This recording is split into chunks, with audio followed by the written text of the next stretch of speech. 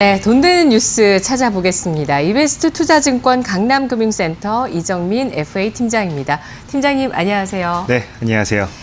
네, 오늘 돈 되는 뉴스 첫 번째 헤드라인 확인하겠습니다. 한중일 통상장관의 회담이 어제 있었는데요. 포괄적이고 높은 수준의 FTA 실현을 목표로 한다라는 내용이 나왔습니다. 그리고 이어서 중국 쪽에서 수입 관세를 인하한다. 이러한 조치가 또 발표가 나오고 있고요.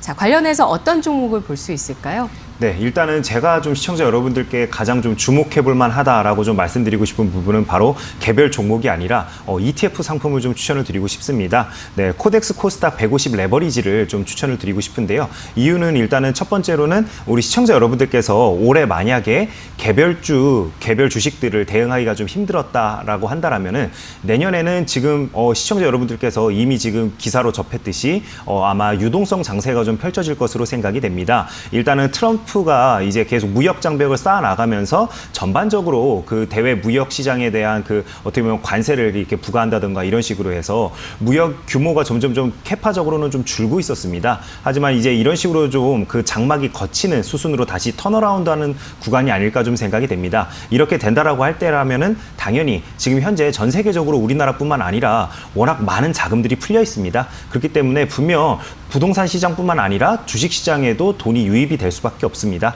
그래서 저는 코스닥 이제 150 레버리지 상품을 좀 시청자 여러분께 좀 추천을 드리고요. 그리고 또 좀 말씀드릴 부분이 오늘 그 이제 어제 이제 이제 장관님들께서 만나가지고 이제 좀 공동 성명을 좀 발표하셨는데요. 이럴 때 그 공동 성명의 그 내용들을 우리가 좀 면면히 좀 살펴볼 필요가 있습니다.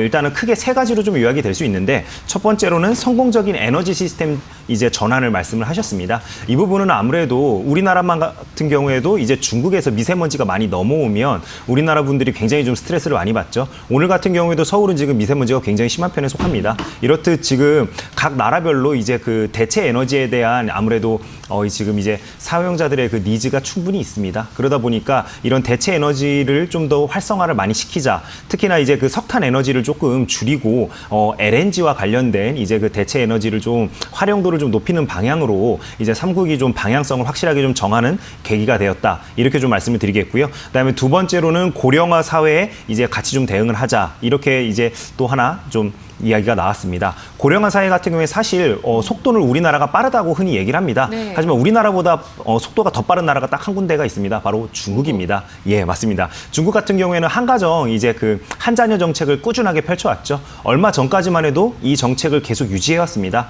지금 현재로서는 일선 도시를 제외하고 모든 도시에서는 이 부분이 전부 다 해제가 됐습니다. 그 정도로 지금 중국도 워낙 고령화 사회에 대한 준비가 많이 안 돼 있다 보니까 그런 부분에서 이제 3국이 좀 같이 노력을 하자. 이렇게 좀 이야기가 나오고 있는 것 같습니다. 그리고 우리나라 그 소위 얘기하는 대형 메이저 이제 탑5 병원들 같은 경우에는 지금 현재 뭐 중국에서 이제 건강검진을 하기 위해서 넘어오시는 분들이 굉장히 많은 것으로 현재 알려지고 있는데요. 그래서 이런 부분에서 혹시라도 낙수 효과를 입을 수 있는 업체들이 있지 않을까 이런 식으로 한번 시청자 여러분들께서도 좀 공부를 해보시면 좋지 않을까 좀 생각이 됩니다. 그다음에 마지막 세 번째로는 높은 수준의 한중일 FTA 실현을 좀 목표로 하자 이런 식으로 이야기가 나왔습니다. 아무래도 아까도 말씀드렸다시피 이제 다자 간의 그 무역 협상을 통해서 점점점 무역에 대한 영토를 각국이 좀 넓혀가기 위해서 노력하는 수순으로 다시 돌아서고 있는 이제 초기 구간이 아닐까 이렇게 좀 생각이 됩니다. 의미 있게 보시네요. 네, 맞습니다. 아무래도 네. 트럼프 대통령도 일단은 좀 낮은 수준이긴 했지만 미중 무역 분쟁에서 일단 1차 합의에는 어느 정도 좀 도달하는 모습을 현재 보여주고 있죠.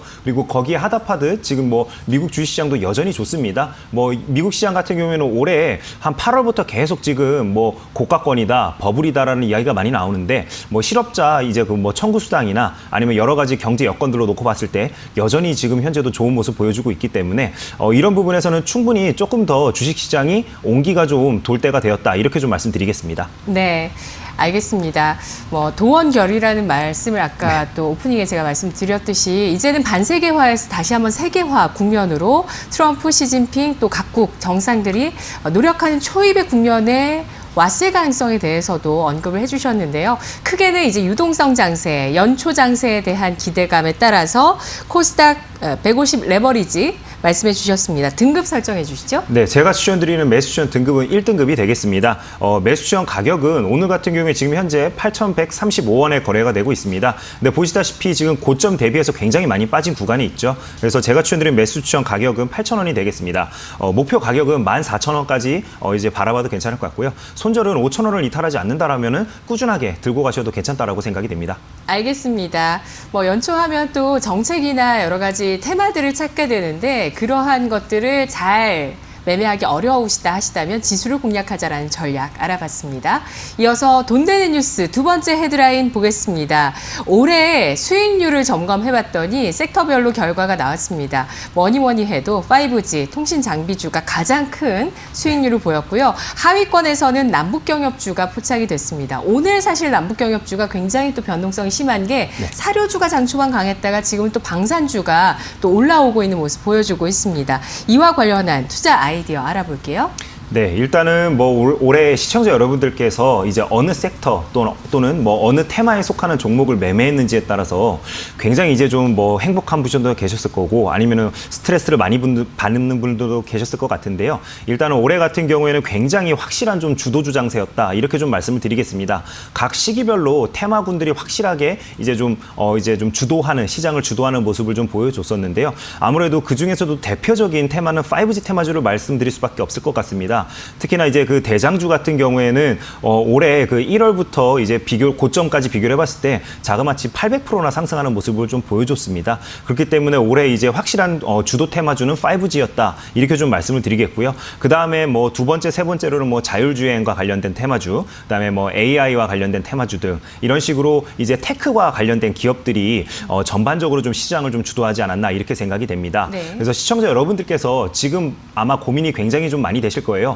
연말이기 때문에 공격적으로 투자하기에는 조금 애매하고 그렇다고 내년을 또 준비해야 되기 때문에 또 내년을 생각했을 때 그럼 어느 테마가 좀 유망할지 이런 부분이 좀 많이 고민이 되실 텐데 제가 그래서 팁을 좀 하나 드리자면은 이럴 때는 그 내년을 바라봤을 때는 돈이 많이 몰리는 곳으로 좀 우리가 집중해서 좀 생각을 해볼 필요가 있다라고 좀 말씀을 드리겠습니다. 흔히 그 곳간에서 인심이 난다라고 이야기하죠. 그래서 큰 돈이 집행되는 곳에 아무래도 자금이 쏠리고 이목도 쏠릴 수밖에 없다. 이렇게 좀 말씀을 드리겠습니다. 뭐 대표적으로는 내년에도 아마 5G 테마주들은 좀 좋은 상승을 하지 않을까 이렇게 좀 생각이 됩니다. 왜 그러냐면 전 세계적으로 일단은 상용화를 시작한 나라가 몇 개 되지 않습니다. 더군다나 이제 겨울 같은 경우에는 특히나 그 기지국 안테나를 원래 설치를 하지 않습니다. 왜냐하면 근무 환경 자체가 워낙 이제 좀 안 좋기 때문에 바람도 많이 불고 이제 춥죠. 그렇기 때문에 이제 봄부터 본격적으로 좀 설치를 하는 부분도 있고 이제 미국이나 일본도 5G 이제 통신 장비를 설치를 해야 되다 보니까 이제 해외에 납품 이력이 있는 업체들 위주로 좀 보시면 좋을 것 같다라는 생각이 들고요.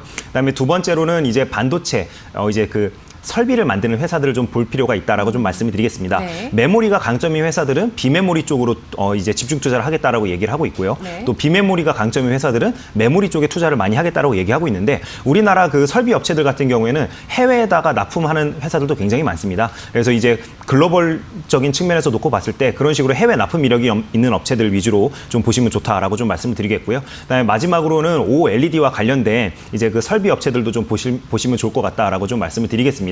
OLED 같은 경우에도 지금 삼성에서 일단은 5년간 13조 원을 이제 나눠서 투자를 하겠다라고 지금 현재 이야기를 한 상황이죠. 그렇기 때문에 거기에 관련된 낙수 효과를 누릴 수 있는 국내 업체들이 굉장히 많습니다. 그렇기 때문에 이제 면면히 좀 살펴봐서 내년에 이제 발주 실적이 하나하나 잡힐 때마다 주가가 들썩일 거기 때문에 그 전에 미리 좀 들어가서 매수를 하는 전략도 좀 유효하다라고 좀 말씀을 드리겠고요. 그래서 제가 일단은 시청자 여러분들께 내년을 바라봤을 때 가장 추천드리고 싶은 종목은 아까도 말씀드린 그 5G 테마주 중에서도 대장주 역할을 하고 있는 KMW를 좀 말씀을 드리겠습니다. 네. 일단은 매수시장 등급은 1등급으로 제가 좀 말씀을 드릴 건데요. 매수시장 가격은 49,000원으로 좀 말씀을 드리겠습니다. 일단은 지금 현재 주가를 놓고 봤을 때 이제 그 3분기 실적이 시장의 기대치만큼 나오지 않았다라고 이야기가 나오면서 이런 식으로 추세적인 좀 하락을 그려왔습니다. 추세적인 하락을 그려오다가 지금 현재로서는 한 2개월간 어떻게 보면은 기간적인 조정을 좀 거쳤다라고 생각이 됩니다. 1월부터는 본격적으로 우리나라뿐만 아니라 해외에 있는 통신업체들도 이제 그 해에 캐펙스, 그러니까 이제 설비를 얼마나 투자할지에 대해서 발표가 있습니다. 그렇기 때문에 그때 이제 그 발표 이야기가 나올 때 아마 주가가 다시 한번 좀 꿈틀거리지 않을까 이렇게 좀 기대가 되는 측면이 있기 때문에 지금부터 조금 이제 5G 관련 테마주들은 좀 모아나간다는 측면으로 접근해 보시면 좋다라고 좀 말씀을 드리겠습니다. 그래서 매수점 가격은 49,000원을 말씀드리겠고요. 목표 가격은 9만 원으로 말씀드리겠습니다. 손절 가격은 44,000원을 이탈하게 된다면 손절로 대응 부탁드립니다. 네, 알겠습니다. 돈이 몰리는 쪽, 정부의 예산과 기업의 투자가 몰리는 쪽으로 통신 장비, 5G는 내년 해외 투자 쪽의 확산에 따른 2차적인 랠리 예상을 하고 있고요. 그리고 반도체와 OLED 장비 쪽의 종목군들 주목하자라는 의견. 이 가운데서 KMW 1등급 받았습니다. 자, 마지막 세 번째 뉴스 알아보겠습니다.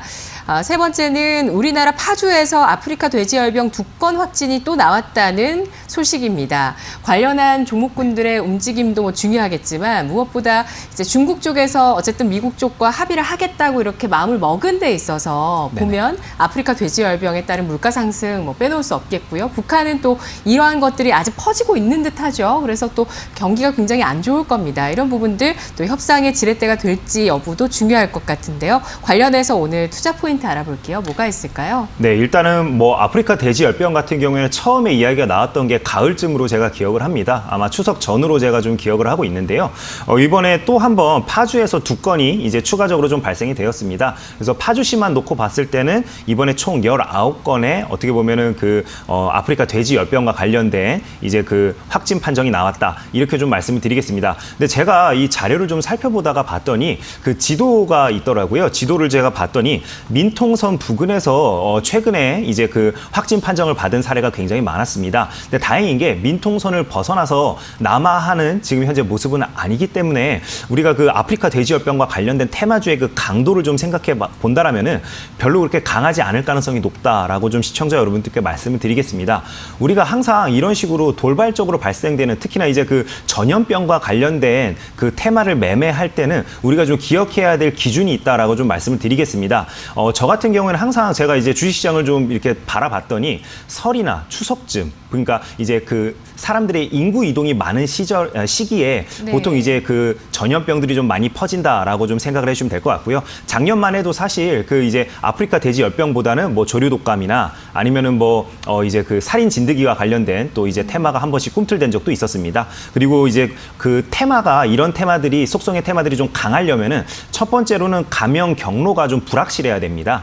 그리고 두 번째로는 인간에게 전염이 되는지 이 부분도 우리가 좀 살펴볼 필요가 있는데요. 자, 아프리카 돼지열병 같은 경우에는 지금 현재 이미 테마가 고점을 지나서 꺾이는 구간이다라고 좀 생각을 해서 우리 시청자 여러분들께서 가급적이면은 이제 좀 다른 더 유망한 테마를 좀 바라보시는 게 좋지 않을까 생각이 되는 측면도 있습니다. 일단 오늘 같은 경우에는 현대사료가 일단은 시장에서 좀 가장 강한 흐름을 보여줬다라고 좀 말씀을 드리겠습니다. 그리고 뭐 두 번째 같은 경우에는 뭐 우성사료가 이제 좀 강한 테마를 좀 형성하면서 좀 같이 좀 오전에는 좀 움직이는 모습 보여줬는데요.